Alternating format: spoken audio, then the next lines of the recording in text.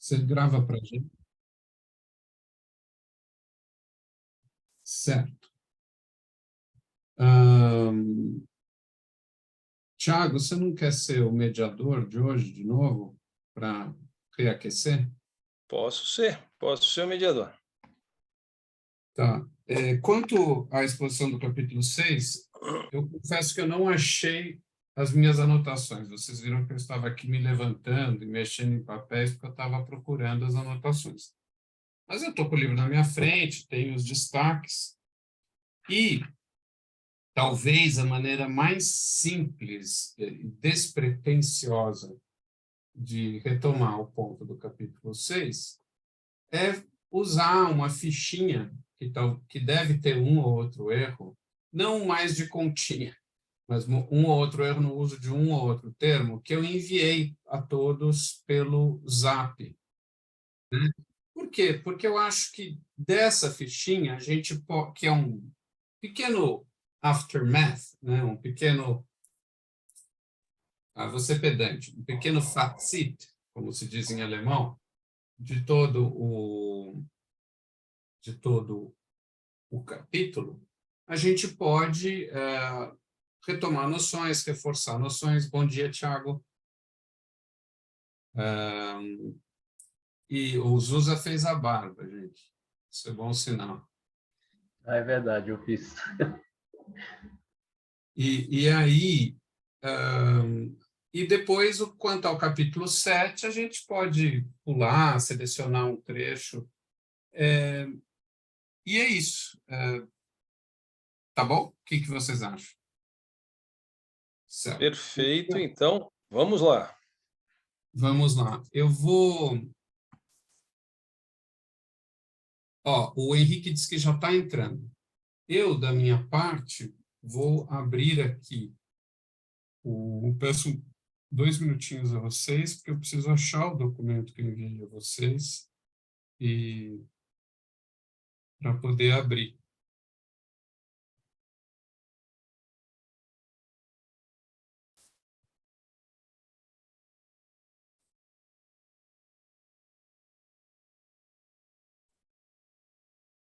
Eu não vou, daqui a pouco eu vou compartilhar a tela, está abrindo aqui. Deixa eu voltar à nossa sala. Vocês estão vendo aí? Certo. Sim. Sim, vice, estamos vendo tudo direitinho. Legal. Então, deixa eu agora ver vocês aqui de lado. Muito bem. Bom dia, Henrique. Bom dia, Vice. Bom dia, todo mundo. Bom dia.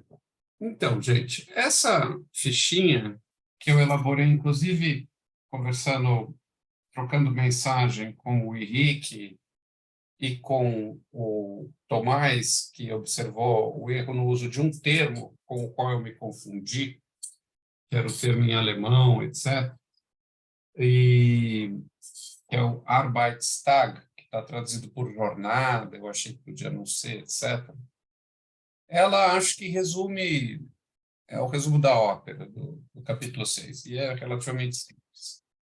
Então, eu vou ler, né, e aí a gente vai... Vocês vão me interrompendo, vamos fazer uma coisa bem aberta agora. Então, exemplificação do mais-valor, aqui é o capítulo 5.2, né? Não sei se... Enfim, acho que eu estou até dando um passo para trás aqui, agora que eu vi. Mas eu acho que vale a pena, ó. Porque algumas noções de trabalho morto e trabalho vivo vão ficar mais evidentes, ainda que elas sejam bastante simples. No processo de valorização da mercadoria, o capital não cria valor. Bom, isso já é uma afirmação não pouco forte, mas que eu acho que o conceito de mais-valia talvez fundamente. Mas sim se aposta do valor criado pelo trabalhador no processo de trabalho, né? Exemplo de um investimento. Interessante que surge a noção de investimento sem muito conceito, mas por meio de exemplificação. a produção de 20 libras de fio em um dia de trabalho de 12 horas. E aí eu achei mais claro, justamente para não passar pela confusão que eu tive, chamar de dia de trabalho, literalmente o Arbeitstag, que está traduzido na Boitempo por jornada, não vejo problema nessa tradução. Eu é que, ao elaborar essa folhinha, me confundi um pouco.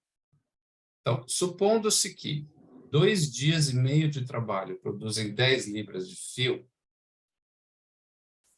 sendo que nesse montante de trabalho,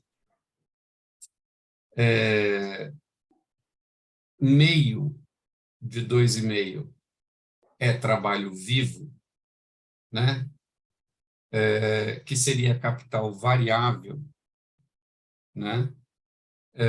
Vale 3 shillings, se não me engano, no mercado, né?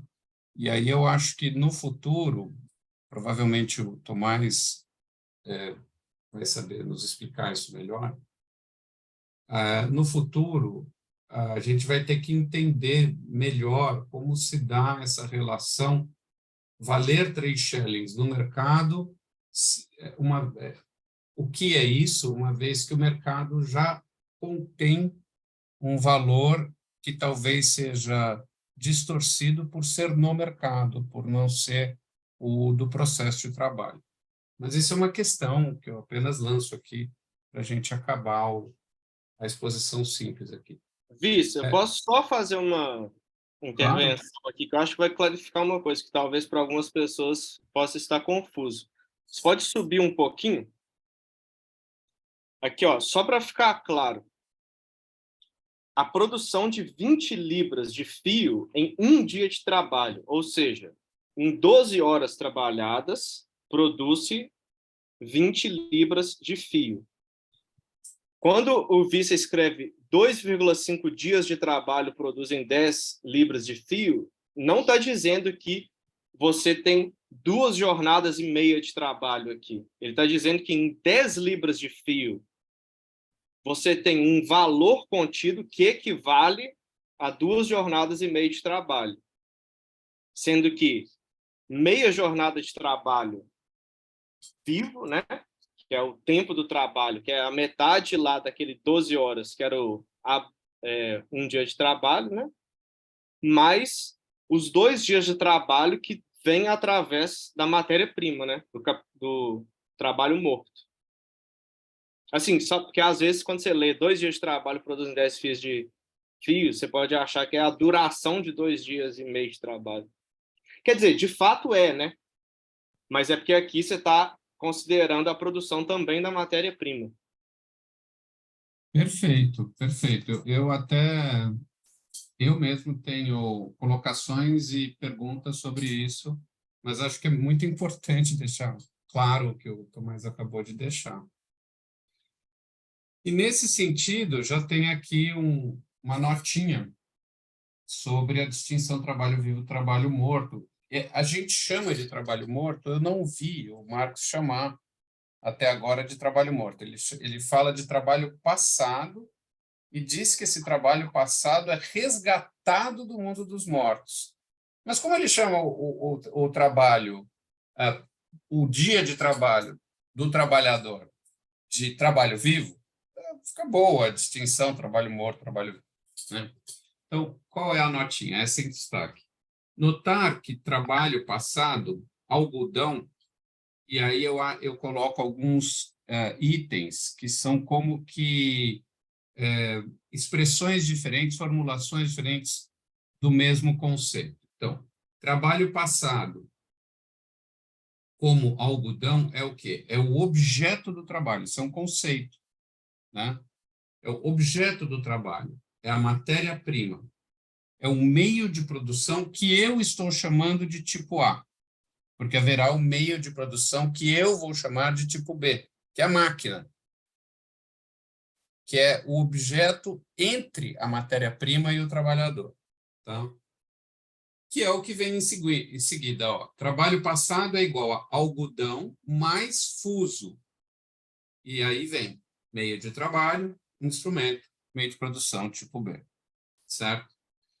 O trabalho passado, como dizia Marx, e aí vem a expressão que ele repete, né, é chamado do mundo dos mortos pelo trabalho vivo. Quer dizer, só deixa de ser valor em potência para ser valor em ato, efetivamente, quando empregado no processo de produção. Muito bem. Continuando.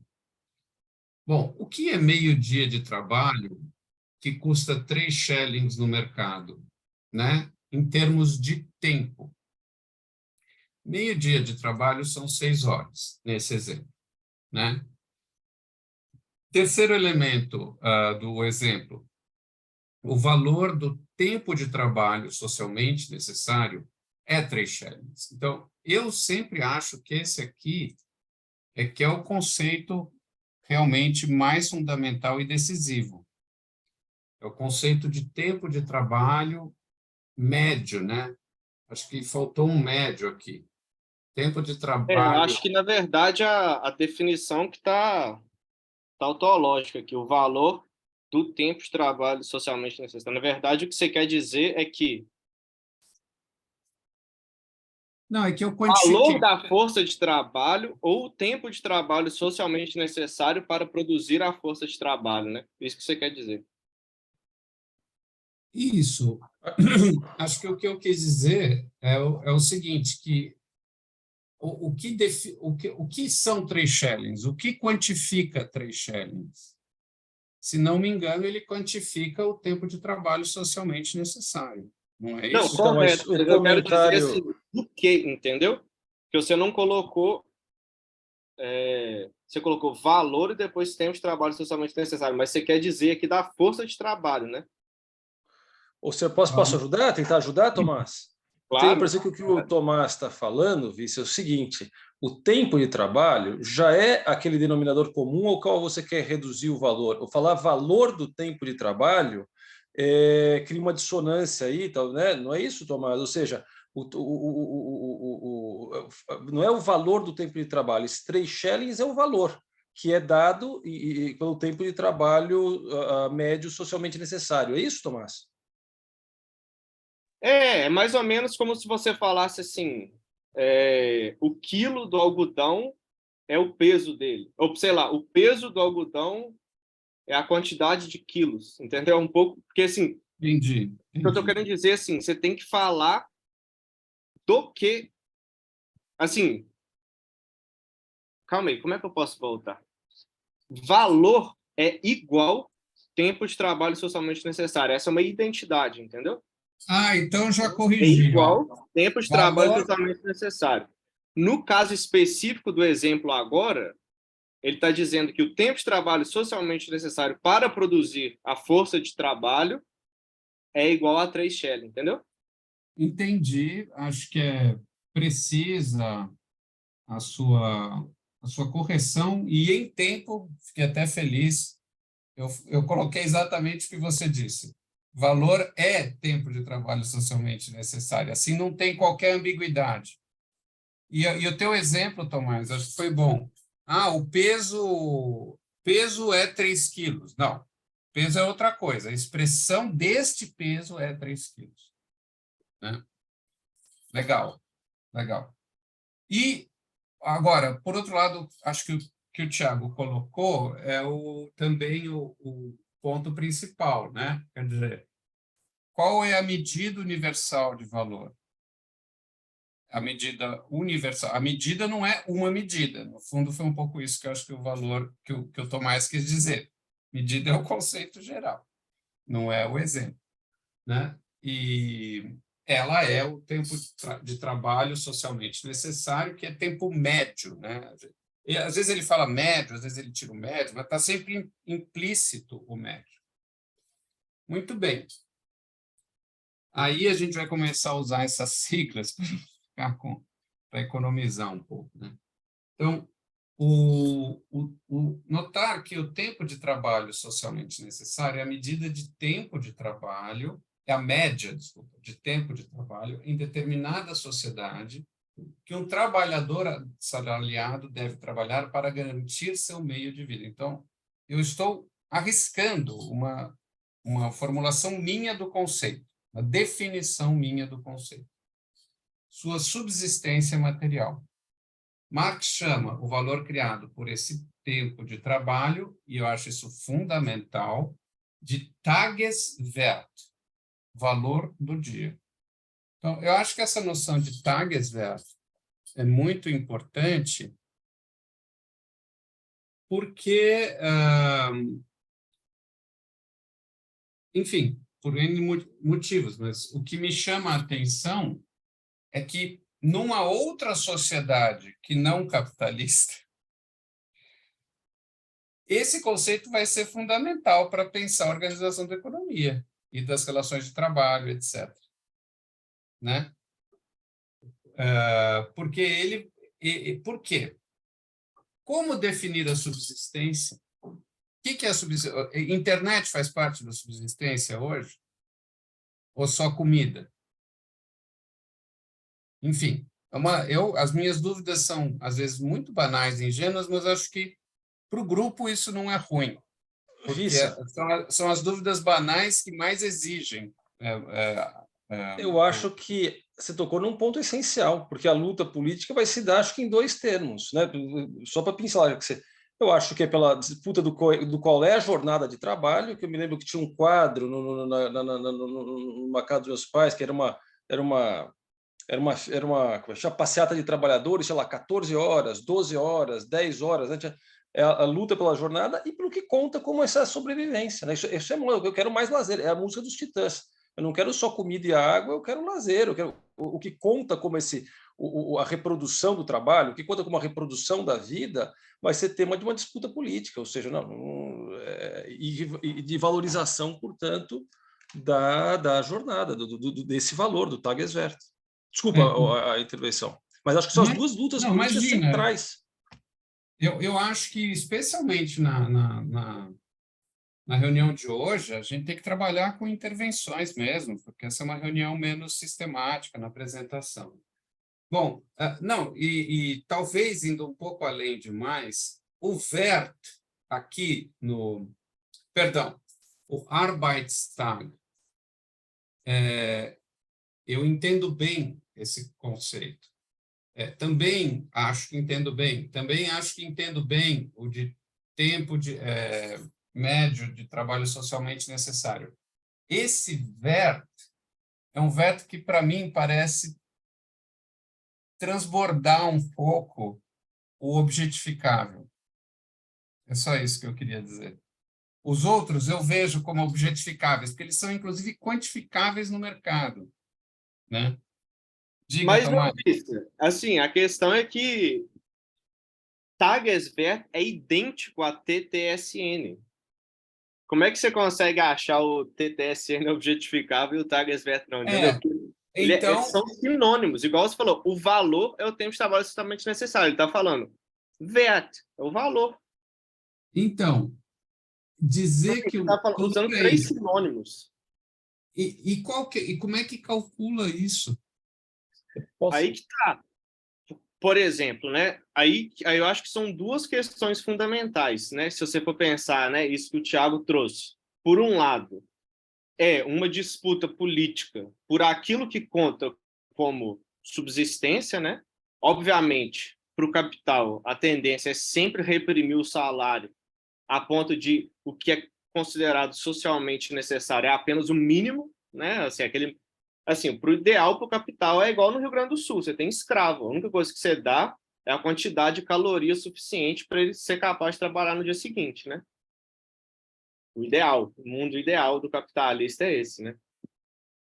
E, por outro lado, é o tempo de trabalho socialmente necessário para produzir esses meios de subsistência. Ou seja, só para dar um exemplo claro, uma revolução agrícola, ou seja, a mecanização da produção agrícola, que faz com que menos trabalho seja necessário para produzir uma quantidade muito maior de grãos, trigo, por exemplo, né, para alimentar. Isso faz com que esse tempo de trabalho socialmente necessário caia, e a mais-valia que o capitalista extrai do capitalista industrial, por exemplo, aumente. Por exemplo, então, um aumento de produtividade no campo da agricultura aumenta a taxa de exploração do capitalista na cidade. Um exemplo, né? Mas eu fico com uma dúvida aqui, Tomás. Tem o Henrique. O Henrique desculpa, você levantou a mão. Vamos usar aquele sistema. Aqui no Zoom tem o levantar a mão? Sim. Porque aí. ele levantou. Pô, eu tô mal com. Tem Perdão, problema. Henrique. Não tem Manda problema. ver, Henrique. Relax, não tem problema. Só queria perguntar, na verdade, porque na letra C, eu acho que ficou claro para mim, mas na letra B, você diz, em meio dia de trabalho, 6 horas, o trabalhador cria o valor de 3 shillings. Mas o que eu entendo é que esses 3 shillings é o que o capitalista precisa pagar para o trabalhador poder produzir 10 libras de algodão. O trabalhador produz mais do que 3 shillings, né? Produz 15. Ao produzir 10 libras de algodão, o valor são 15 shillings. Então, esses 3, na verdade, é o mínimo que o capitalista precisa pagar ao trabalhador para ele poder estar em boas condições para produzir essas 10 libras de algodão. Correto? Então, E aí, o que acontece é que, em vez de produzir em 6 horas 10 libras, o capitalista pede ou exige ao trabalhador que trabalhe 12 horas para produzir 20 e ele vai continuar pagando 3. Então, essa diferença, em vez de pagar 6, pagando 3, são esses 3 que ele fica como lucro. Correto? Na verdade, eu estou querendo alguma confirmação do que eu estou falando. Eu acho que, de modo geral, eu acho que está correto, e é um pouco o que vem abaixo nessa exposição, mas o Henrique levantou a mão. Só uma observação, você entende bem, o Marx ainda vai distinguir mais-valia e lucro, né? Então, aqui ele está falando de mais-valia. Isso. Quer dizer, esses 3 de diferença são a mais-valia, né? Que o capitalista, com o qual o capitalista fica. Inclusive, só uma parte antes de pedir para o Henrique se colocar, eu provocativamente coloquei mais-valia igual lucro aqui, mas foi para dar discussão, foi Tomás falar assim, espera aí, gente, não é assim. O Henrique. Só emendando na pergunta do meu xará, será que caberia aqui nessa frase, então, que o TTSN custa 3 shillings, ao invés de cria 3 shillings, né? O meio-dia de trabalho do trabalhador custa ao capitalista 3 shillings, é o quanto ele paga. Exato, eu diria isso. No capital variável, né? Ou seja, é o quanto vale o capital variável dessa produção. Então, mas o problema, é muito interessante, acho que estudar economia deve ser uma coisa muito vibrante, porque é o processo temporal, e como é que você chama os momentos de um processo, né? Porque eu acho que o trabalhador cria, sim. Não tinha um produto, passa a ter. Não, mas o trabalhador... E o que criou isso? Um trabalho que não tinha acontecido, que tem um valor no mercado, que foi empregado. Não, beleza. Desculpa. Essas 6 horas, elas criaram um produto. Mas ele cria 15 shillings de valor.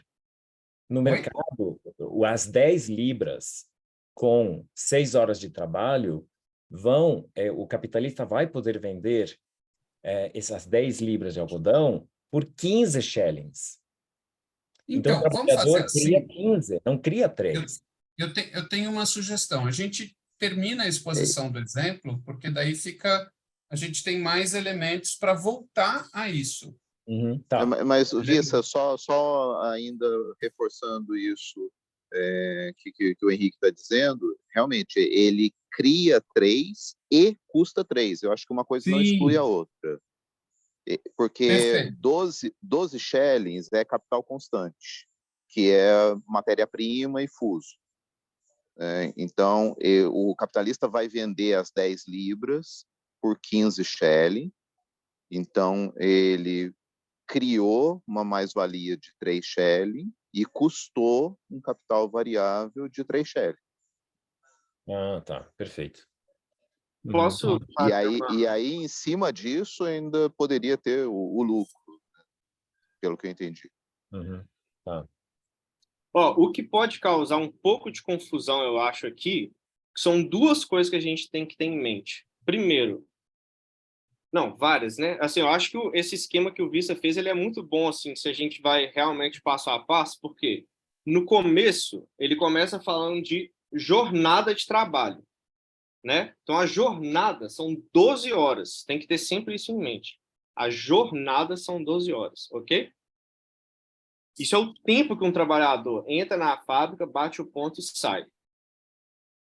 Aí, você tem o que os dois Henriques falaram que é correto, é do ponto de vista do capitalista. Para ele é um custo de produção. Obviamente, né? Vamos supor, você é um capitalista, você vai comprar máquina, comprar matéria-prima e você vai comprar força de trabalho, né? Então é um custo. E ele custa, de fato, 3 shillings. Porque esse é o valor da mercadoria força de trabalho, né? É o valor dela do mercado. É como o mercado estabelece e fala assim, essa mercadoria vale isso. E ela vale 3 shillings, é o que ele tem que desembolsar, né? Agora, o que o Marx está querendo dizer, ele está querendo mostrar uma coisa que é muito interessante. Por isso que esse exemplo é tão importante. A lógica do mercado é uma lógica de igualdade. Tudo é pago pelo que ele vale, de fato. Ninguém está, vamos supor, roubando ninguém. Porque para os mercantilistas, para outros economistas anteriores, o lucro só podia ser assim, eu pago X e vendo por 2X. Mas nesse caso é um jogo de ganha e perde, né? Vamos dizer assim, uma pessoa sai ganhando porque a outra sai perdendo. Então é um jogo de soma zero, vamos dizer assim. O que o Marx está querendo dizer é, não, de fato, no mundo do capital, tudo é pago pelo que ele vale. De fato, a força de trabalho por 12 horas vale 3 shillings, o capitalista paga 3 shillings, só que essa é uma mercadoria especial, que no consumo dela, ela cria valor. E ele está dizendo, na metade da jornada de trabalho, ou seja, em 6 horas, ela cria uma quantidade de valor que é equivalente ao que ela custa. Entendeu? Quando ele fala em meio dia de trabalho, o trabalhador cria o valor de 3 shillings, é porque ele produziu uma quantidade de mercadorias que vale 3 shillings, que é igual o que vale realmente o salário dele. Mas ainda falta meia jornada. Então, nesse resto de jornada, ele está produzindo um valor adicional, um mais valor. É isso que Marx quer explicar. Como que mesmo pagando tudo igual, né, o princípio da igualdade é o princípio regulador do mercado, ainda assim é possível produzir um excedente. Esse que é o mistério, né, ele está sempre brincando.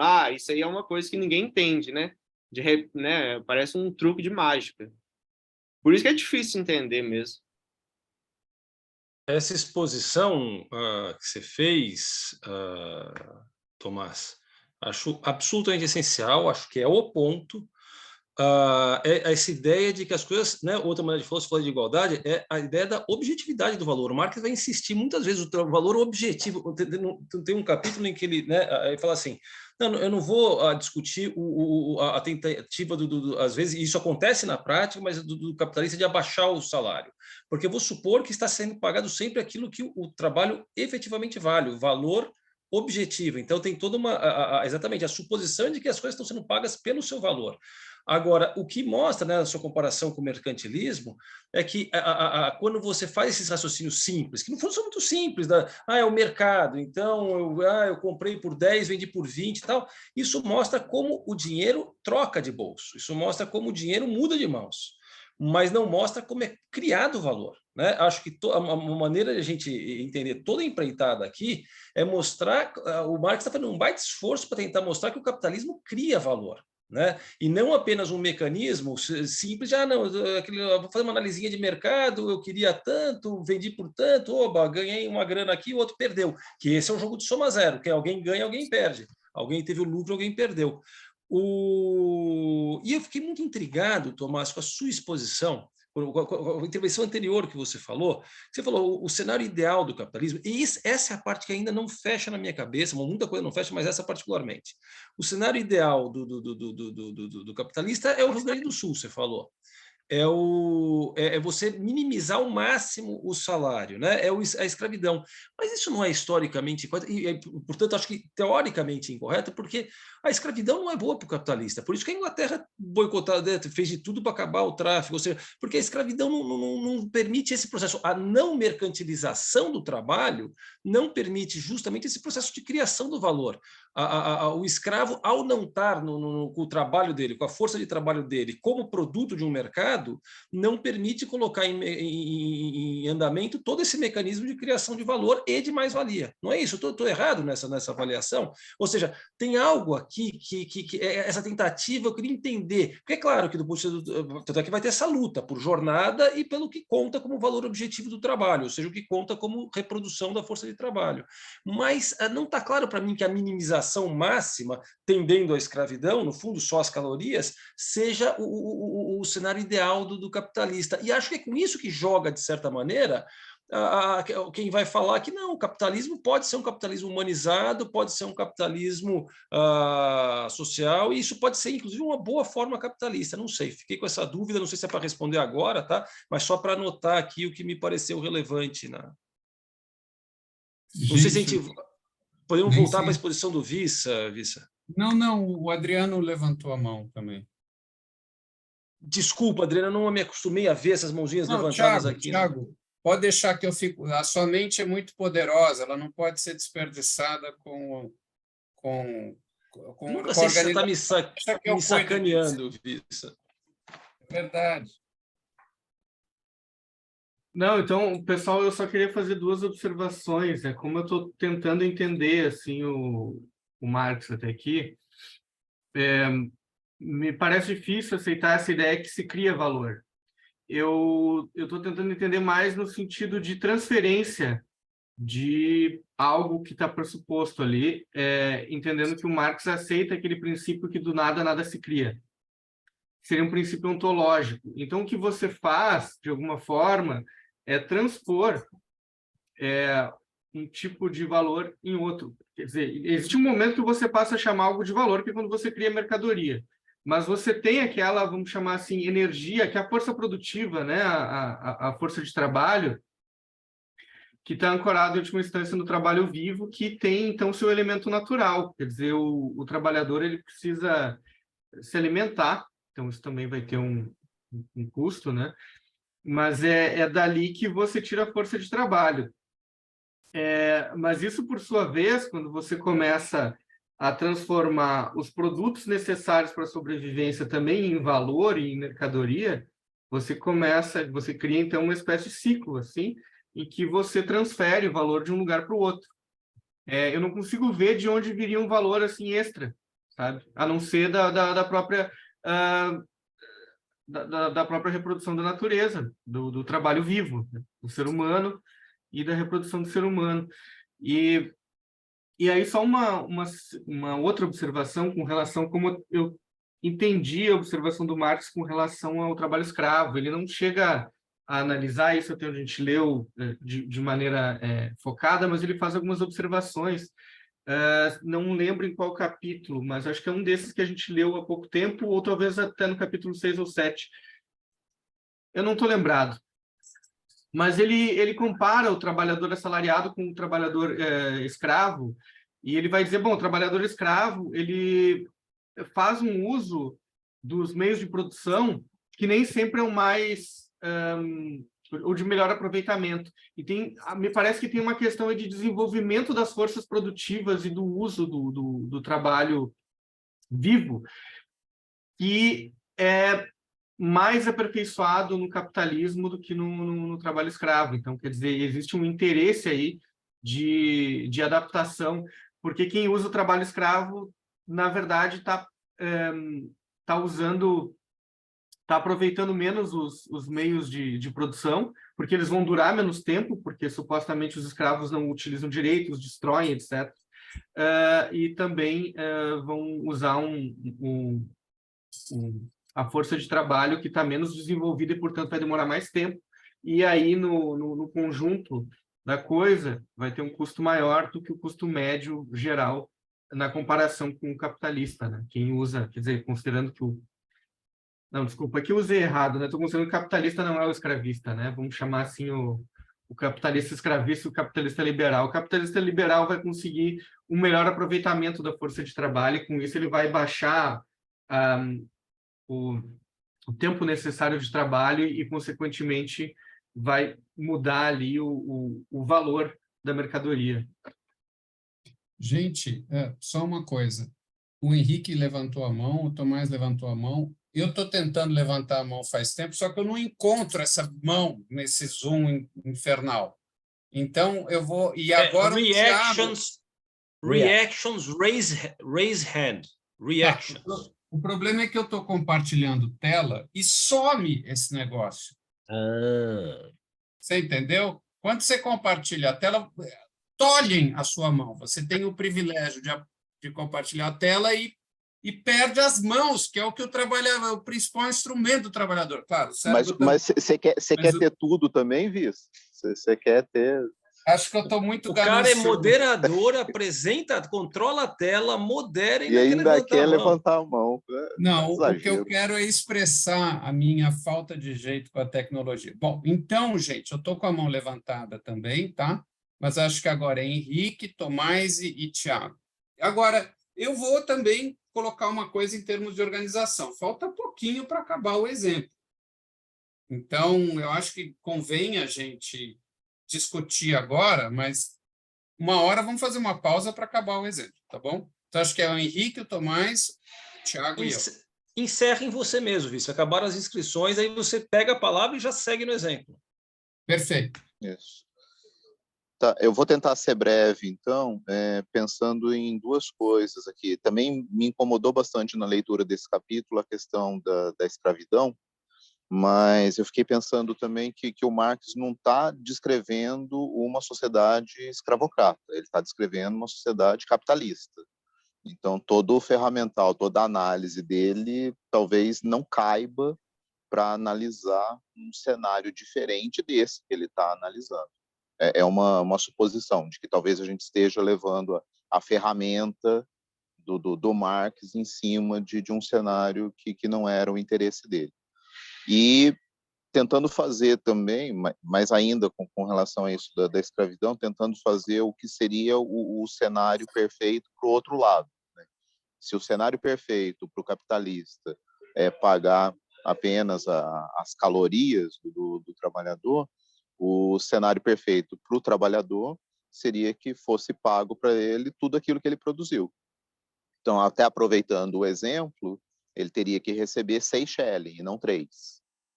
Porque o produto foi vendido por 30, a matéria-prima custou 24, a diferença é 6, e aí o capitalista fica com 0, o trabalhador fica com 6. Mas aí, tadinho do capitalista, ele investiu, comprou a maquininha e tudo mais, comprou algodão. O que haveria, então, seria uma margem de manobra aí entre 3 e 6.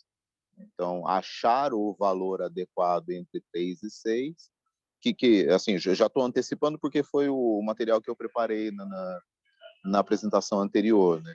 Vai ter uma porcentagem aí de exploração. Nesse caso, é uma exploração de 100%. Pagou 3 e ficou com 3. Tem que achar uma exploração que seja menor do que 100%, e quanto menor, melhor para o trabalhador.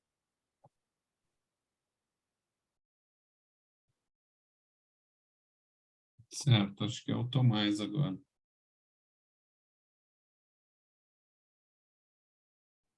Não, até arrependi de ter feito esse exemplo da escravidão, porque eu acho que produziu mais confusão do que ajudou. Assim. Eu acho que, assim, para a gente ser um pouco mais rigoroso, né, assim, com o texto, e assim, não querendo antecipar muito, né, porque é o que virá a seguir, que é a distinção fundamental que Marx faz entre mais-valia absoluta e mais-valia relativa, né? Então, basicamente, o ponto é assim, pensa que a jornada de trabalho ela está aqui, imagina uma régua, que eu acho que até eu vi, não sei se você conseguiria fazer isso, eu acho que isso é das coisas que mais clarifica, né? Uma régua que ela inteira é a jornada de trabalho. Essa régua ela é dividida em duas partes. Uma parte é o tempo de trabalho socialmente necessário, que é o Tageswert, lá, né, o valor da força de trabalho, aquilo que o tempo de trabalho socialmente necessário para reproduzir ela, o valor do salário, etc.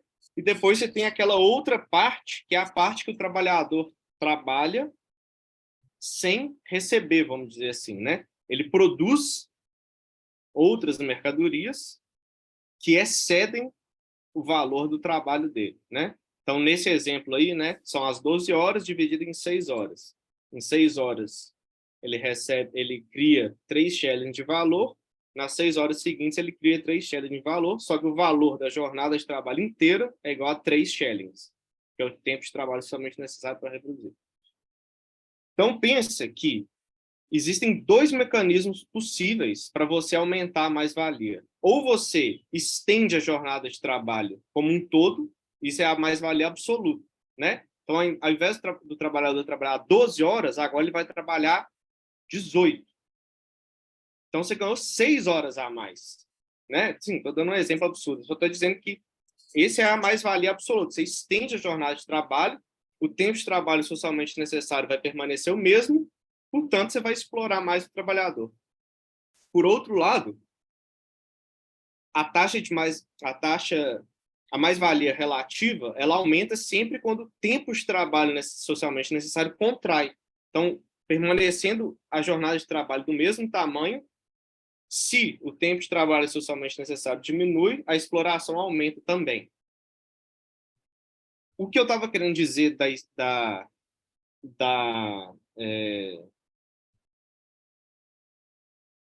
né, quando eu falo do Rio Grande do Sul, obviamente eu estou pensando num cenário no qual o capitalismo ele funciona, né? Assim, o trabalho é uma mercadoria, tudo é trocado pelo que vale, né? O princípio da igualdade reina. Mas do ponto de vista de um capitalista individual, obviamente o cenário ideal é que o salário do trabalhador seja o menor possível. Não necessariamente isso é o mais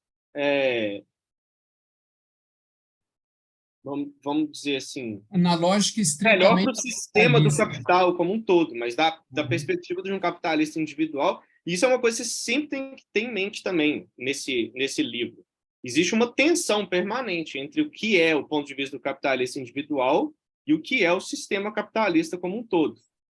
Porque, igual eu falei, quando você tem uma inovação tecnológica, para um capitalista individual pode ser extremamente lucrativo por um certo período, mas depois o valor da mercadoria como um todo cai. Então tem sempre essa dinâmica complexa, né?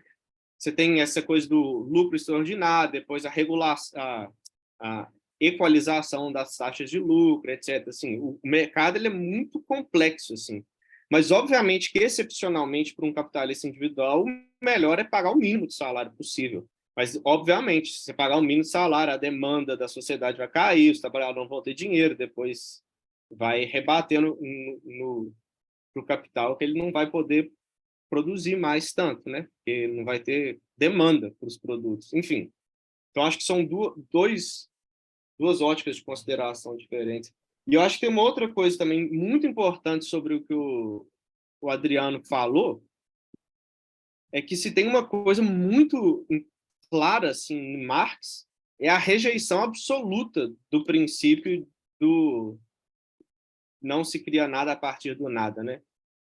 Na verdade, tudo que ele está querendo mostrar nessa parte sobre a mais-valia é exatamente o princípio, vamos dizer assim, semita lá, né, dos judeus, de que se cria algo a partir do nada. E isso é muito importante, porque Marx vai ter o conceito produzir, né, que ele vai usar produção, herstellen, tem toda uma série de, né, de conceitos que estão associados à produção, e um outro que é schöpfen, que é criar. Valor é uma Schöpfung, é uma criação, e esse é um termo completamente teológico. E ele é muito preciso nisso. E ele vai, acho que é no próprio Capital, ele vai, se não for no Capital, é nos Grundrisse, ele usa exatamente essa expressão. O valor é criado a partir do nada, ex nihilo. E eu acho que eu já até cheguei a mencionar isso, mas assim, obviamente eu acho que a gente tem que se concentrar no Capital, né, que é a obra mais importante, mas uma das obras que mais clarifica qual que é a intenção do Marx, né? Assim, o projeto geral é isso que depois foi produzido como teorias das mais-valia, que ele escreveu mais ou menos no mesmo período que ele estava escrevendo o Capital, que são... Ele pega toda a história da economia e ele vai pensando só, tipo assim, o que cada economista pensou sobre essa criação do valor, sobre esse excedente, né? Sobre a mais-valia. E é muito interessante, assim, porque mostra claramente, assim, contra o que ele está argumentando e o que ele considera sendo, tipo assim, de fato a contribuição dele, assim. Eu acho que clarifica bastante. Tem até alguns capítulos, eu vou até passar, assim, que são mais curtos, por exemplo, que ele fala sobre fisiocracia, etc., que talvez possa ajudar a gente a entender um pouco essa parte. Perfeito. Tiago? Vou tentar ser breve também, porque eu me sinto em parte contemplado pelo que o Tomás falou. Isso, para mim, o que eu vejo como projeto daqui é a descrição de um sistema específico que cria valor e tem a outra parte, como é que esse valor se distribui. São as duas coisas fundamentais aqui, a criação de valor, literalmente, não só como o valor troca de bolso, troca de mãos, é a criação de valor e como que esse valor criado vai ser distribuído. São as duas coisas. E aí, realmente, essa, né, você estava falando, essa distinção, né, é um pouco a distinção entre microeconomia e macroeconomia, não é, Tomás? Que é o comportamento do capitalista individual pode ser isso, tem uma série de propensões, a inovação tecnológica pode ser ótima para um momento, ruim para outro momento, mas a análise é sempre do sistema, né? Por isso, aqui eu fiquei em dúvida quando o Adriano falou daquela questão, não me parece que a análise, a gente deve entender a análise marxista como o escravo não vai conseguir produzir tão bem, não vai ter cuidado com os meios de produção, porque isso é contingente. Se eu tiver um escravo que eu trate bem e consiga fazer ele cuidar da máquina, não sei. A questão é uma análise o fundamental ali é entender um sistema que transformou a força de trabalho em mercadoria, ingressou no mercado. E o que isso significa, como que eu precifico, como que eu quantifico objetivamente o valor num sistema como esse, e como que, portanto, né, na criação de valor, como é que eu distribuo, que aí vai ter justamente a questão da mais-valia relativa. Eu fiz a reguinha, Tomás, eu vou apresentar o capítulo 10, e eu fiz a reguinha, vai ter a reguinha do negócio, né? E na verdade é o ganho de produtividade ali, né? Que você vai encurtar ali dentro da jornada de trabalho, se diminui ali o tempo social. É complicado aquele troço, eu me enrosquei ali numa parte, espero resolver até o dia da apresentação, mas encerrando ali, manda ver, Vice. O Adriano levantou a mão, mas eu estava de mão levantada, e Adriano, eu vou pedir que eu vou ser um pouco, se ninguém tiver nada contra, eu gostaria... Eu acho que sacaneei o Adriano, eu mencionei ele, acho que ele não ficou satisfeito. Adriano, desculpa. Não, se eu posso falar rápido, é que eu acho que quando a gente entra numa discussão, a gente brecar a discussão é algo bem ruim, entende? Porque, assim, eu coloquei uma posição, eu ouvi a réplica, eu acho que não faz sentido a gente entrar numa discussão se não tiver réplica, a não ser que vocês não queiram considerar o que eu estou raciocinando. Porque, assim, quando eu coloquei essa posição, eu não coloquei de uma maneira assim, eu não tenho resposta para réplicas possíveis, entendeu? Então, eu não sei, de repente essa discussão é irrelevante, daí eu baixo minha mão e a gente não discute mais. mas eu estou numa situação que eu tenho um argumento na ponta da boca, assim, que eu queria pelo menos colocar. Então manda brasa. Eu só estava cumprindo o que estava acordado, mas eu não faço a menor Não, questão. mas tudo bem, tudo bem. Aí a gente pode seguir o Não, protocolo. mas E eu escrevo meus argumentos porque assim eu não estou satisfeito com as duas objeções que eu recebi. E talvez fosse o caso de esclarecer. Mas enfim. Não, Adriano, por favor. Você levantou a mão, não estou dizendo que eu quero falar agora, entendeu? Só o que eu estava propondo é que a gente talvez pudesse continuar pelo menos um pouco mais essa discussão, porque eu acho ela muito interessante, assim, porque isso vai determinar, enfim, como a gente vai ler o texto. Eu acho ótimo. Eu só estava tentando, como a gente acaba às 11h30, eu só estava tentando chegar ao fim do exemplo, mas eu concordo plenamente com você. Portanto, eu acho que você deve falar agora, depois que você encerrar. Se ninguém tiver um posicionamento premente, aí a gente termina. Vamos lá, vamos lá.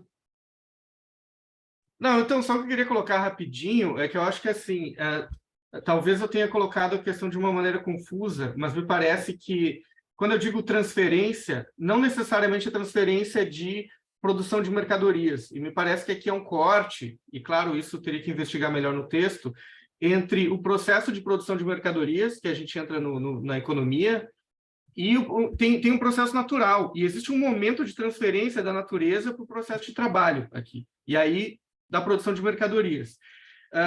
Eu teria muita dificuldade em aceitar a ideia que o Marx aceita que algo, ontologicamente falando, tá, possa ser criado do nada. Eu acredito que existe um momento de transferência de um elemento natural, a energia humana, o corpo humano, etc., enquanto trabalho, na transformação das mercadorias, que, em última instância, também vem da natureza. Então, quer dizer, esse fundo natural como uma fonte de valor, a gente pode dizer, por meio da transformação humana.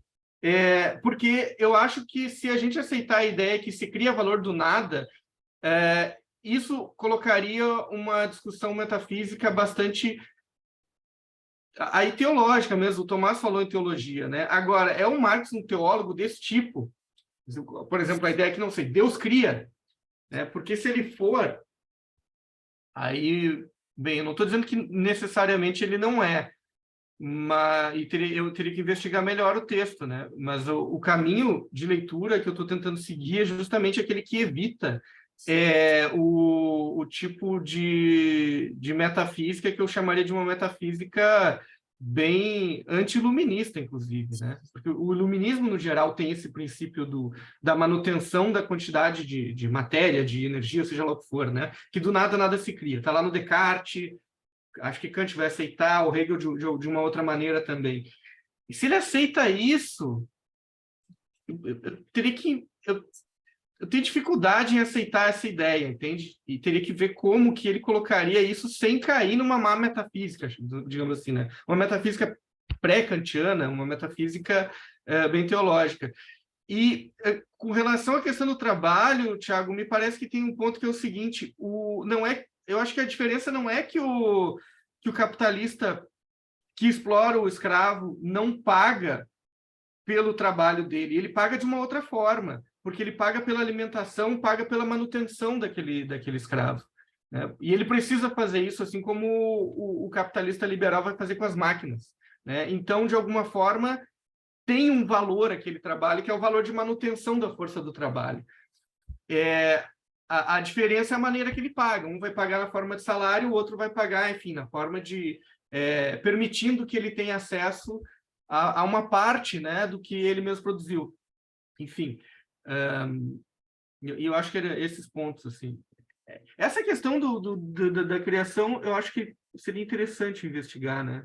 Porque eu posso estar bem errado com relação a isso, mas eu queria muito entender de onde que veria essa hipótese marxista, assim, de criar valor, assim, do nada. Certo. Bom, gente, então eu vou me colocar, desde o começo eu queria me colocar sobre os pontos que eu acho interessantíssimos, e se não houver mais questões depois do que eu falar, a gente continua com a exposição, se for o caso, a gente continua com a discussão. Bom, Primeiro, acho que vou aproveitar essa última colocação do Adriano e o problema da rejeição do princípio de criar algo a partir do nada. Me parece que se trata justamente de rejeitar esse princípio. Acho que o Marx está trabalhando o tempo todo com a rejeição desse princípio, mas fazendo alusões à história do pensamento econômico, que eu não conheço. Eu até vou atrás desse texto mencionado pelo Tomás. E qual seria o modo de rejeitar isso? Seria justamente através da ideia de que criar valor é produzir valor. Não é criar valor a partir do capital, mas é produzir valor a partir do trabalho. Então, se usamos criação, criação quer dizer herstellen aus der Arbeit, ou algo assim. Então, eu acho que há realmente uma radical crítica da ilusão do pensamento econômico tradicional de que se cria valor a partir do capital, que o capital é capaz de criar valor por si só. Não. Se se cria valor, e é possível dizer isso, é preciso explicar que essa criação é uma produção do trabalho. E essa produção do trabalho é tempo de trabalho. E quanto ao valor que vem da natureza, ele não é valor enquanto ele não é operado pelo trabalho. Então, a natureza não tem valor em si. O valor em si dela só é trazido do mundo dos mortos, embora ela seja natureza, uma vez mediado por trabalho. Então, o que é criar valor a partir do nada? É a ilusão do pensamento econômico tradicional. É o capital criando a si mesmo, out of the blue. O que é criar valor em termos da crítica econômica? Que seria, em termos reais, seria herstellen, produzir a partir de tempo de trabalho. Isso é uma coisa que eu entendi. Quanto ao exemplo da escravidão, o Marx trata disso, justamente, na minha opinião, para já antecipar a diferença entre mais-valia relativa e absoluta. Quer dizer, eu acho que a questão da escravidão ajuda a entender. Não está tudo ali, mas ajuda a entender. Quando ele dá o exemplo histórico, né, e ele faz citações a respeito disso, eu não tenho na mão agora a passagem, segundo as quais um modo de produção escravista, ele necessariamente não tem evolução técnica. Por quê? Porque a evolução técnica exige um trabalhador minimamente apaziguado. E para o escravo, que é ultra-explorado, a compreensão de que o instrumento técnico de produção é opressivo é tão evidente que, historicamente, ele cita exemplos históricos, os trabalhadores destroem as máquinas. Né? E daí, como que se dá a exploração com uma mais-valia absoluta? Você não tem técnica para diminuir, para maximizar a mais-valia e diminuir o tempo de trabalho do trabalhador. Você tem o quê? Uma hiperexploração do trabalhador. Então, isso depois a gente pode falar mais, mas seria, enfim, a ideia geral, as ideias gerais que eu queria colocar. Então, se ninguém quiser falar mais, a gente pode talvez terminar com o exemplo aí. Também não quero ser autoritário, só estava querendo acomodar o tempo para todos. Siga adiante, Vissa, siga adiante que vamos terminar o exemplo. Então, vamos lá. Então, né, nesses elementos do exemplo, né, nessas suposições, falta comentar ainda que o salário de um dia de trabalho de 12 horas no mercado é 3 shillings, e a última suposição é que, em um dia de trabalho, o trabalhador produz 20 libras peso de fio, que valem 30 shillings no mercado. Ou seja, 1 libra de peso, né? 1 libra peso, porque além de tudo da confusão, porque ele usa a libra para medida de peso e de valor, é um saco. Mas é histórico, né? Então, sistematizando tudo isso no quadro sinótico, que acho que aqui está tudo, né?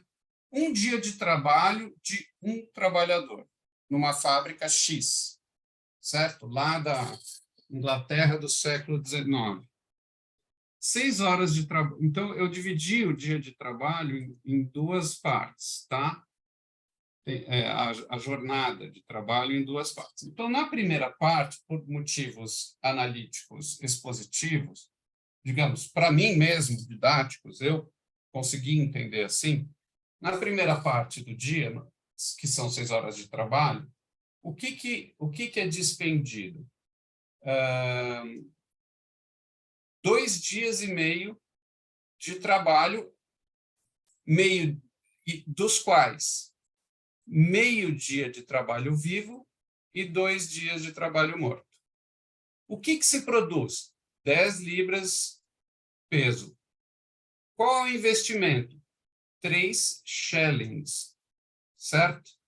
De trabalho vivo e um investimento de 12 shillings de trabalho morto.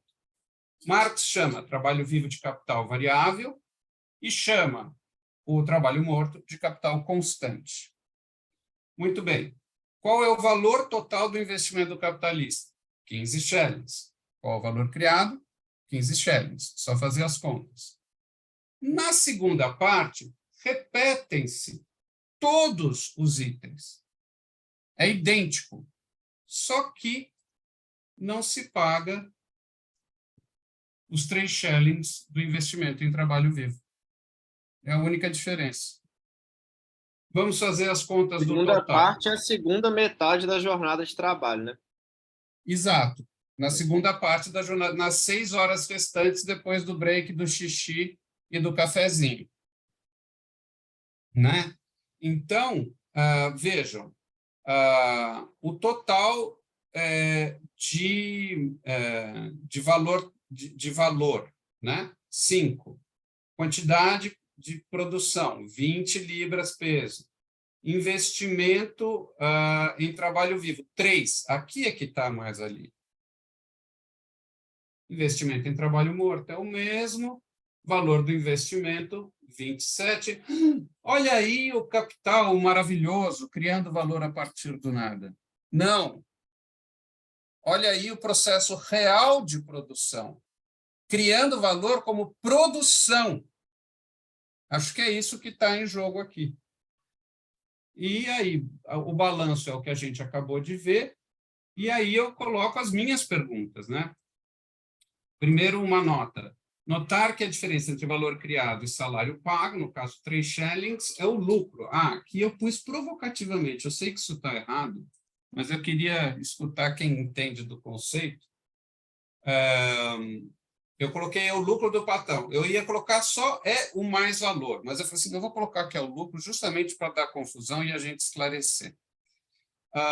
E aí o que eu acho importante discutir é como se determina o tempo médio de trabalho socialmente necessário, qual é o critério para determiná-lo, uma vez que as necessidades de consumo podem variar, que é um pouco a confusão ali que eu tenho e que o Tomás começou a explicar sobre a necessidade.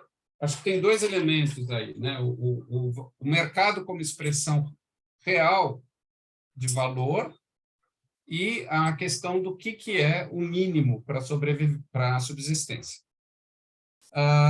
E o último ponto que eu queria escutar de vocês também é o seguinte: o princípio de que o valor da mercadoria deve sempre ser equivalente ao tempo de trabalho socialmente necessário para sua produção, independentemente das variações de preço.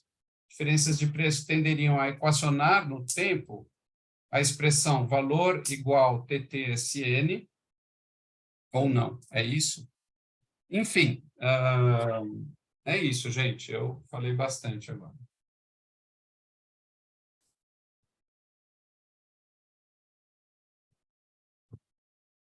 Tomás, Estou sempre querendo falar. Mas, não, Vício, eu acho que esse documento ficou muito bom, assim, eu acho que ele clarifica bastante. Eu acho que é um bom resultado desse grupo já. Eu acho que a forma como é que você sistematizou, ela fica muito clara. Eu acho que uma outra forma, na hora que você estava falando, eu pensei assim, né? Assim, uma outra forma de pensar isso é pensar que, vamos supor, né, se o trabalhador, ele, depois das 6 primeiras horas de trabalho, ele pega aqueles fios lá, né, sai correndo e rouba, e ele vai vender no mercado, aquele valor é equivalente ao valor que foi necessário para a sua subsistência durante aquelas 6 horas, né? Uma outra forma. Não, durante as 12 horas, desculpa. Durante as 24 horas. Durante as 24 horas, Tomás. Assim, é É o verdade. dia de sobrevivência dele. Mas assim, não, isso você tem razão. Agora, eu só queria voltar um pouco na questão que o Adriano falou, porque eu acho que é uma questão muito importante, eu acho que ela é uma questão central, assim, essa questão do... Eu diria até que filosoficamente é o ponto mais interessante de Marx, porque eu acho que a filosofia, né, os filósofos têm uma tendência a ficar discutindo só manuscritos econômicos filosóficos, aqueles textos de juventude do Marx, são um saco, falando de alienação, humanismo, tudo, sendo que eu acho que aqui que está a filosofia dura mesmo, né, de Marx. Eu acho que tem uma coisa que é muito importante, eu acho que o Thiago até comentou ali, né, em resposta ao que o Adriano falou, que eu acho que é muito importante. Marx está pensando sempre em duas dimensões. E ele fala, tipo assim, a minha grande contribuição para a teoria econômica é o conceito de trabalho abstrato. Ele fala isso lá no primeiro capítulo, sei lá. E é exatamente isso, ele está dizendo, olha, existe uma dimensão do trabalho que é concreta, que é a produção mesmo de mercadorias. Nessa dimensão, o Adriano está correto. O princípio lá de Lavoisier se aplica. Obviamente, você não cria matéria, né? Tudo aquilo, e é isso que ele está mostrando, tudo aquilo que o trabalhador, o fio que ele chega no final das contas, já está contido dentro daquele algodão e daquele fuso, né? Assim, quer dizer, do algodão propriamente como objeto de trabalho. Ele transforma aquele objeto de trabalho em fio, né? O algodão em fio. Né? Ali se aplica o princípio, nada se criou, etc. Mas Marx está dizendo que, paralelo a isso, existe um outro plano, que é o plano do trabalho abstrato. E nesse plano, valor foi criado. Que é exatamente esse exemplo que o Vissa está dando. Então, assim, de fato, em algum momento, Marx está dizendo esse princípio da física, né, assim, esse princípio da metafísica moderna, ele já não se aplica. E aí tem uma coisa que eu acho que ajuda muito a entender, que até voltando para esse tema da escravidão, também nos ajuda a pensar certas questões, é o seguinte, os fisiocratas, né, que são economistas que vieram mais ou menos ali um século antes de Marx, né, que eram franceses, um médico famoso, né, o doutor Quesnay e tudo. Marx ele vai dizer, o que os fisiocratas pensaram? Como na indústria só existe transformação, né, é isso que o Adriano está falando, ou seja, você pega 10 gramas de algodão, né? Vamos supor, se não se perde nada na produção, você vai chegar a 10 gramas de fio no final das contas, né? Considerando que não houve perda nenhuma de material. Eles vão dizer, o trabalho industrial é improdutivo. Não se cria valor. E onde se cria valor? Só na agricultura. E por que eles pensavam isso? Porque você chega lá na terra, joga semente, de repente nasce uma árvore cheia de frutos, né? Então, eles pensavam assim, isso é um dom da natureza. A única criação de valor a partir do nada é a agricultura, porque a natureza dá alguma coisa. Obviamente, o raciocínio no plano físico, material é equivocado, porque também o princípio de Lavoisier está operando ali. Na verdade, a chuva traz nitrogênio e aí sintetiza proteína que faz a planta crescer e tem, né, sais minerais na terra, etc. Mas o que Marx vai objetar a eles? O problema dos fisiocratas é que eles não conseguiram separar essas duas dimensões. Eles só pensam a produção no seu aspecto físico. E dentro dessa dimensão, realmente, é impossível você conceber, de fato, a questão da mais-valia. Então, para ele, começar a, de fato, pensar o problema da mais-valia é começar a discernir essas duas dimensões. E, nesse plano, ele está dizendo que, de fato, não... o princípio do criação a partir do nada, ele, de fato, ocorre. E aí, voltando só a um tema da escravidão, que eu acho que é muito importante para a gente pensar também, vamos supor, num contexto da escravidão no Brasil, né, sei lá, no engenho, no século XVI, XVII. O que você tem que pensar é que os próprios escravos produziam seus meios de subsistência, né? Então, além de trabalhar no engenho, produzir cana-de-açúcar e tal, eles tinham uma horta, né? Eles plantavam cereais, plantavam mandioca, milho, sei lá.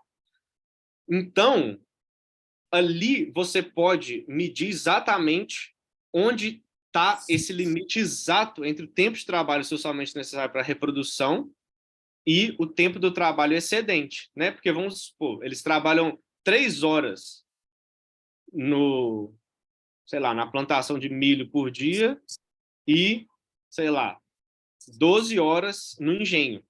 E aí você vê, com 3 horas de trabalho na plantação de milho é suficiente para eles existirem e trabalharem todas as outras horas, né? Então, na agricultura, onde o trabalhador produz seus meios de subsistência, esse limite entre o TTSN e a jornada de trabalho ele fica perfeitamente delimitado. Quando os meios de subsistência tornam-se mercadoria, e obviamente também é um trabalho, mas pensa só os meios, pensa num cenário de escravidão lá no Rio Grande do Sul. A pessoa, ela tem os trabalhadores presos à propriedade, eles trabalham lá o dia inteiro, só que eles vão lá e compram, sei lá, fubá no supermercado, todos os meios de subsistência são adquiridos como mercadoria. O valor desses meios de subsistência já são determinados por vários outros elementos, né, que escapam completamente o capitalista individual ali que está escravizando esses trabalhadores, né? E eu acho que essa é a complexidade, né, do tempo de trabalho somente necessário, porque é o mercado que vai definir o valor dessa mercadoria. Né? E aí, só última coisa, pensando assim, o que seria...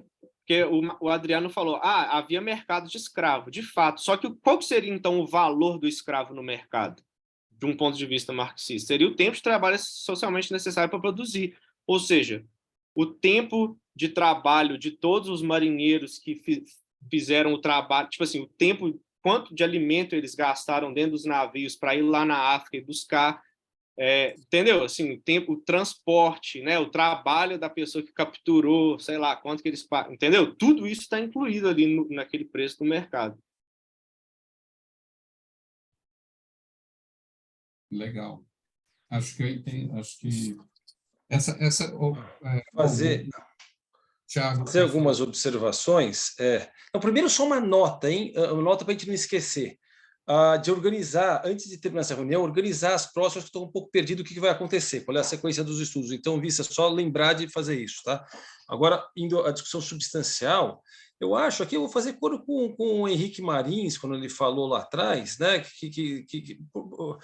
do que é a propósito, o que o Marx está fazendo, a que se aplica. Você olha, por exemplo, no caso desse do Rio Grande do Sul, para voltar, né, no que ele pode ser de eliminador, aquilo é um trabalho escravo, mas num contexto que não é um sistema de produção escravocrata, aquilo é uma excrescência do sistema, né? Portanto, é isso, aquilo é o capitalista individual tentando ganhar vantagem, tentando levar vantagem, tentando minimizar, aí sim dá para fazer essa análise, como você falou, Tomás, lá atrás, né? Ali é o capitalista individual tentando minimizar ao máximo o pagamento, em última instância não pagar, né? Mas o nosso sistema não é mais escravocrata, e o que é determinante nisso é que aí tem um limite da análise. O que toda essa análise vale é para quando a força de trabalho vira um produto como os outros no mercado de trabalho. Né? Tem um mercado, ele tem um valor objetivo, que é o tempo social médio investido na produção dos meios de subsistência, ou seja, na reprodução daquela força de trabalho. Esse é o ponto. É totalmente diferente de falar que tem o escravo como mercadoria. Né? Eu escrevi ali, mercadoria você sempre teve, digo, você tem pencas de outros sistemas de produção. O que caracteriza um capitalismo pleno, né? Um capitalismo como o que o Marx, que eu entendo, que ele está tentando examinar, é fundamental essa passagem quando você tem a força de trabalho colocada como uma mercadoria como as outras, e com aquilo que você falou no princípio da igualdade, Tomás, ou seja, no princípio de que você paga o valor objetivo dela, em última instância, a despeito de flutuações individuais, de tentativas de minimizar né, do capitalismo individual, mas você passa a pagar um valor objetivo para ela, sujeito a essa análise toda. E aí sim, para a criação de valor, Adriano, eu insistiria, até vou querer escutar, eu já vi que você levantou a mão, mas porque é a diferença, em última instância, entre economia e física, né?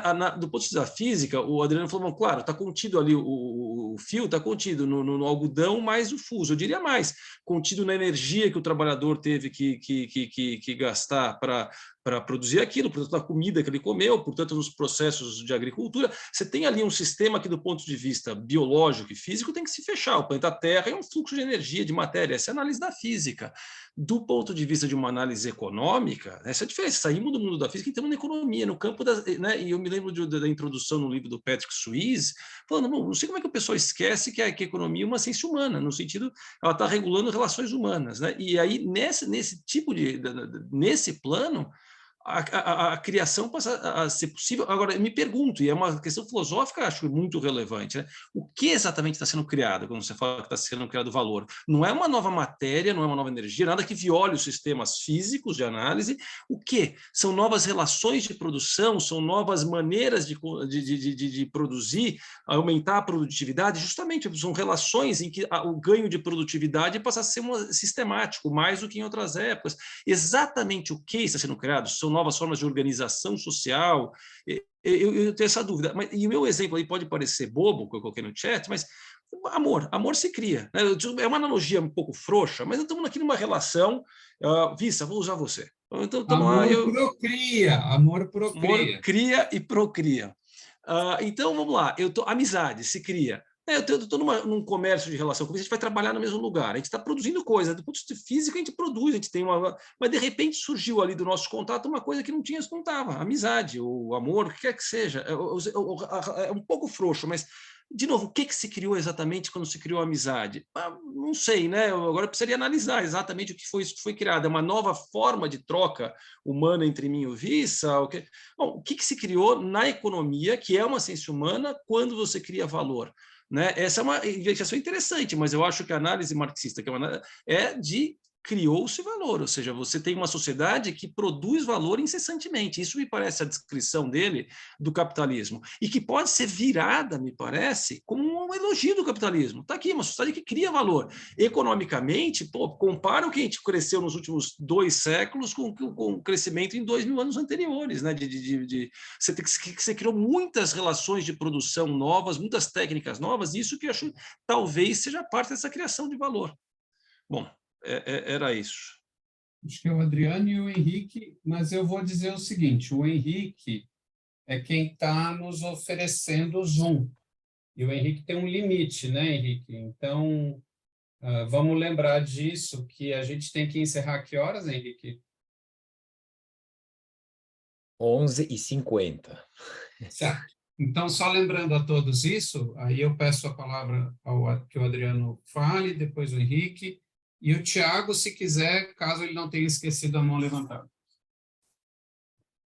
Tá, então, obrigado, pessoal. Eu acho que a nossa discordância aqui é um ponto que é uma falsa discordância. O que eu falei quando eu disse que não se cria coisa do nada é do ponto de vista ontológico. certo? Então, assim, e só que vocês, ao me responder, estão respondendo o seguinte: olha, do ponto de vista particular da economia se cria valor. O que eu estou dizendo aqui do ponto de vista ontológico, o princípio que eu estou tentando usar para ler o Marx, eu não estou dizendo que eu tenho uma leitura pronta sobre isso, é que do ponto de vista ontológico nada se cria. Então, o que você tem, eu estou preferindo chamar de transferência, né? Em alguns momentos o Marx diz, se cria valor a partir do trabalho, mas esse trabalho é uma transferência de um elemento natural para um elemento que vai se tornar valor de uso e depois pode se tornar também valor de troca e mercadoria, e aí a gente fala de valor nesse sentido de um sistema de trocas, né? Então, eu não discordo que, nesse ponto de vista econômico, o Marx está dizendo que se cria valor. Mas o que eu estou dizendo, que nessa leitura que eu estou tentando fazer, é que existe um processo de transferência aqui entre um elemento pré-econômico e um elemento econômico, e que o trabalho é o ponto de, digamos assim, de transferência, certo? E aí tem um ponto aqui que eu acho que da fala do... Eu vou trazer uma outra questão, que é o que eu acho que seria interessante, que talvez esteja relacionado com isso, que é assim, a gente está calculando, por exemplo, o valor da força de trabalho, considerando quanto o trabalhador precisa comer para se manter durante o dia. Tá? Ou, por exemplo, quando os mercadores de escravos, eles também faziam um trabalho, então aquele trabalho tinha um valor, digamos assim, né? Transferir, etc. Mas tem alguns pontos importantes aqui que vêm da natureza, mas que também podem ser considerados trabalho. Por exemplo, a reprodução humana. E o Marx, se eu não me engano, em alguns pontos da filosofia dele, ele fala sobre isso, talvez no Capital ele até já tenha falado, eu não lembro exatamente onde está. Mas a reprodução humana, ela também é parte desse sistema. Porque você precisa, assim como você constrói máquinas, você precisa reproduzir seres humanos para trabalhar. E eu acho que isso entra no cálculo em algum momento, talvez. E tem um outro ponto que é o seguinte, o valor da força de trabalho, se pode se calcular, ele não é só o milho que o trabalhador vai comer, mas o seu próprio corpo, que vai, de alguma maneira, processar esse alimento, né? E que tem já em si um certo grau de energia, um certo valor, e etc., que, se a gente fosse calcular, também tem que entrar no cálculo. E eu acho que isso daí torna a coisa um pouco mais complexa. E também torna mais complexa a discussão sobre o escravo, porque, tudo bem, eu concordo que tem uma diferença entre o sistema, para o Marx, entre o sistema do capitalismo liberal e o sistema do colonialismo escravocrata, etc.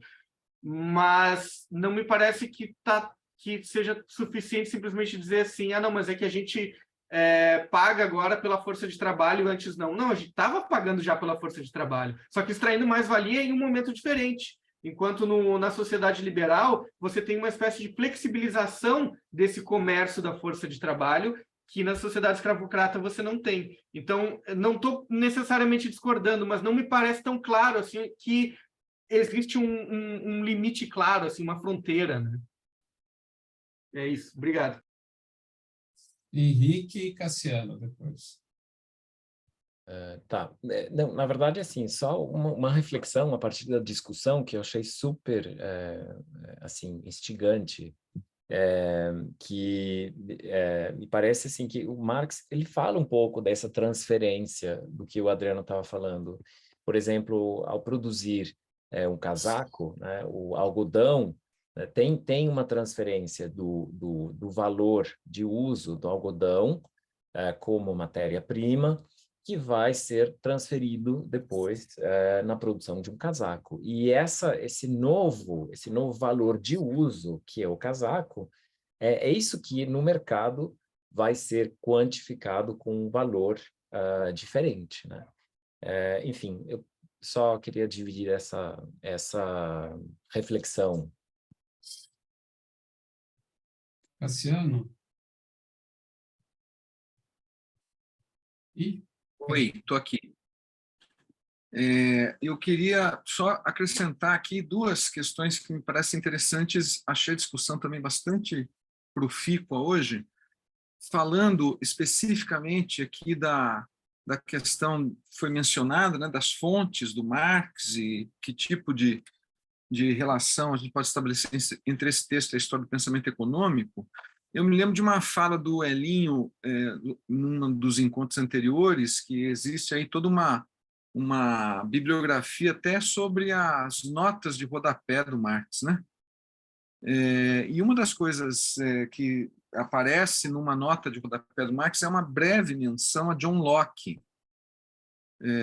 E a definição de trabalho no Locke, lá no segundo tratado sobre o governo civil, é uma definição que tem a ver com essa questão levantada sobre os fisiocratas e a transferência, nisso que o Adriano está falando de transferência, né? E não criação de valor.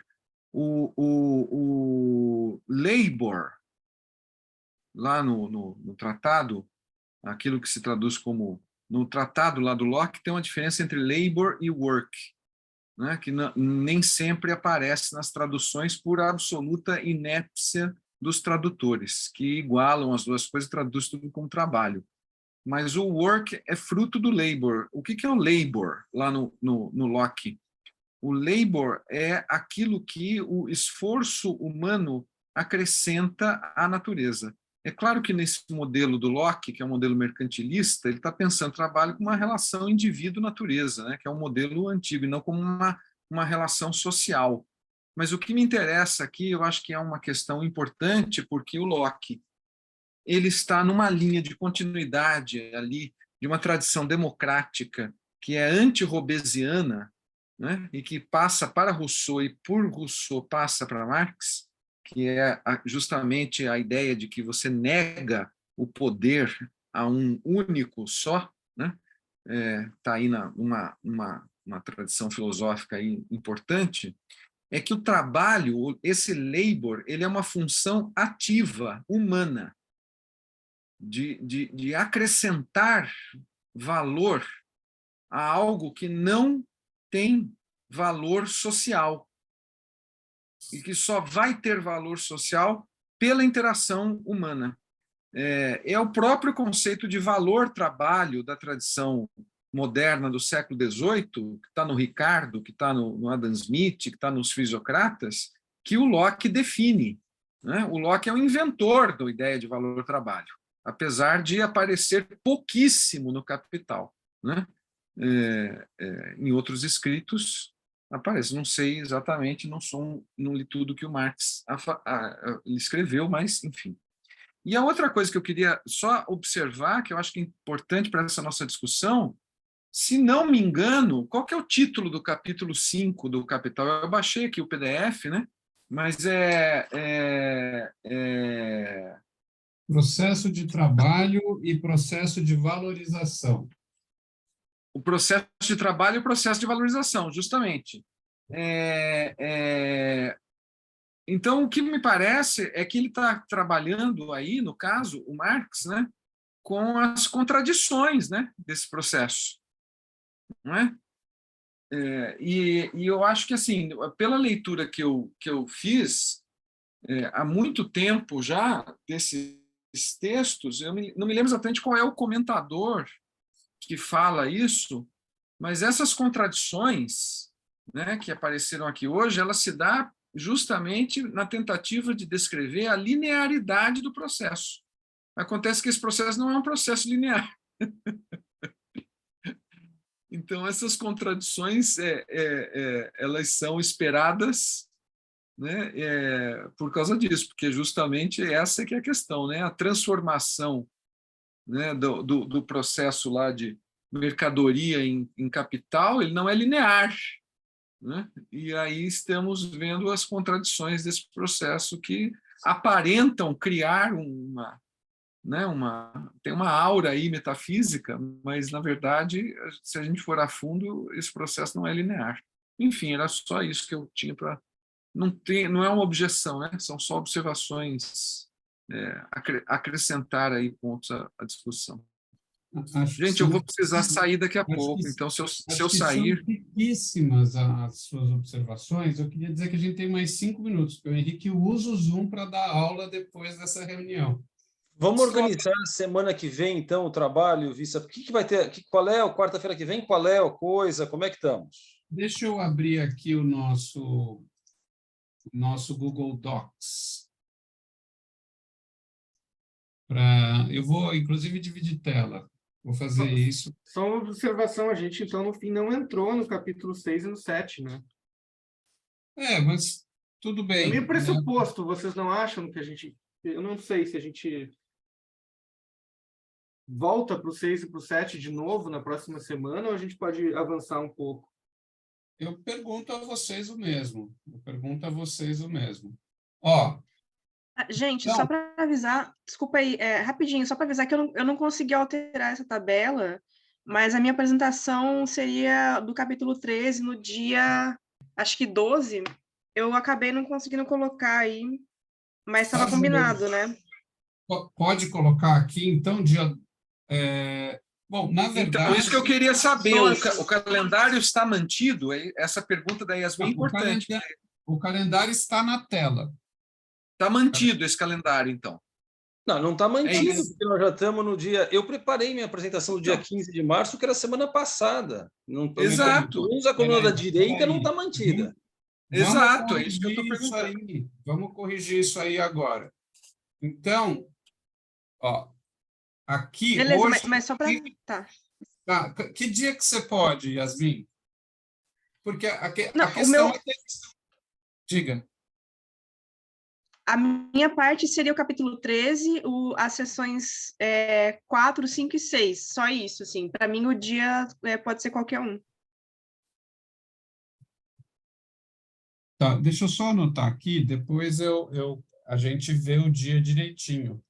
Mas já fica claro que a Yasmin faz, então, o capítulo 13, depois do Cassiano. Se Obrigada, você valeu. puder, Cassiano, quando que você não... Bom, hoje é 22, semana que vem é 29, né? 29, semana que vem eu não você posso. não pode, certo? Não posso.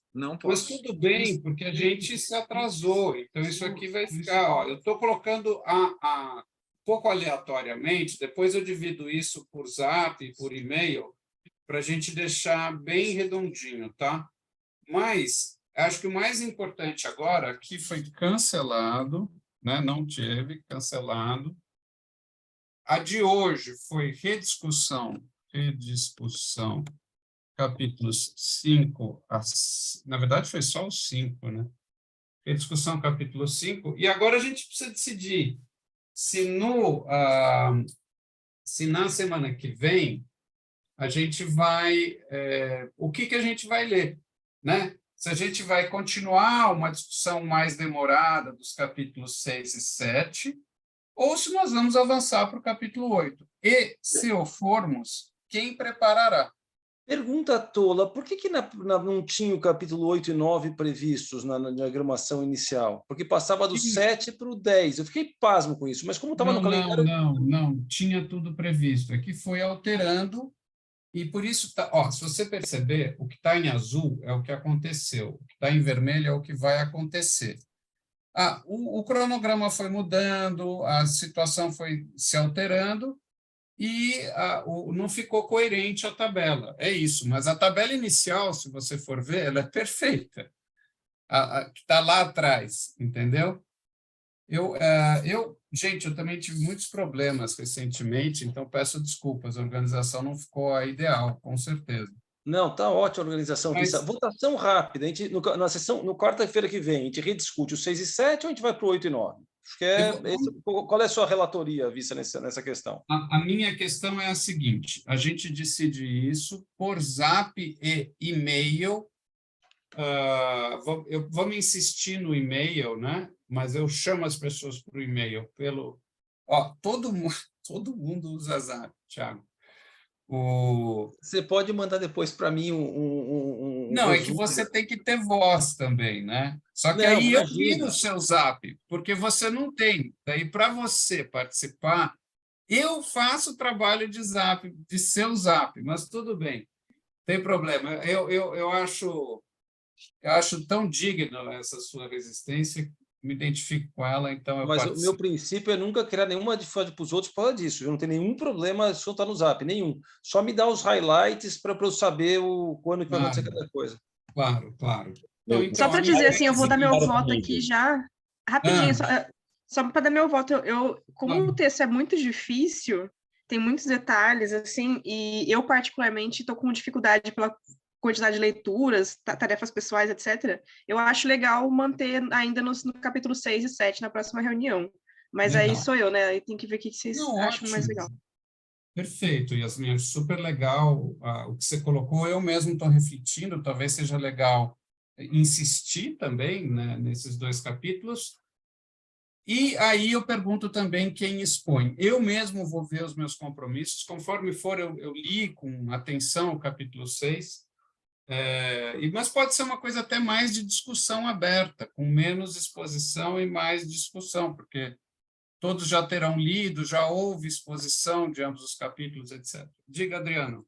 Posso propor rapidinho uma coisa? Eu tive dificuldade com o cálculo que o Marx busca refutar. Se tivesse alguém que conseguisse explicar para nós direitinho aquela parte do capítulo 7, eu acho que seria legal, porque eu não tive paciência de tentar entender aquilo ali, não. Eu sei que ele está tentando mostrar que o cara tenta omitir a mais-valia, mas o passo a passo do cálculo eu não segui. Então, eu vou insistir para o Henrique Marins fazer isso. Precisamos liberar o Zoom do Henrique. Boa semana, fim de semana. Até mais, pessoal. Valeu. Até logo, boa semana a todos. Ótima discussão. Até mais. Tchau, tchau.